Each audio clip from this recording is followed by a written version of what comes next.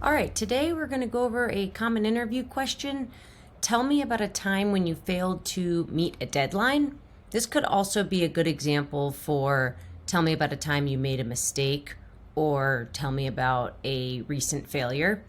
So, first tip is be honest and be accountable for your actions and don't blame others.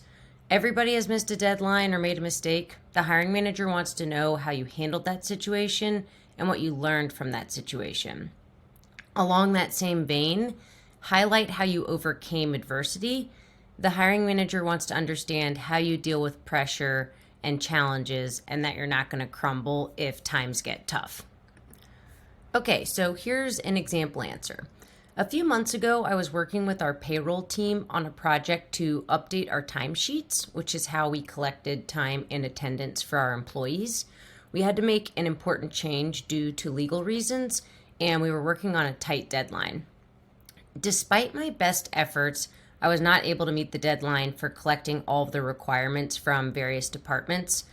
I underestimated the amount of work that was involved in the sheer number of stakeholders who wanted to be involved in the discussion. So I realized I was falling behind on the project and I communicated with my boss as soon as possible to explain the situation. We had a conversation about my progress and discussed what could be done to get back on track. I proposed a plan to work overtime and weekends to catch up, but my supervisor suggested we reevaluate the scope of the project and prioritize the most important aspects to focus on. So that helped me ensure that we could still deliver a quality project that met the most critical objectives, even if we missed the original deadline. So while I was disappointed that I wasn't able to meet that original deadline, I learned a valuable lesson about the importance of realistic project planning and communication.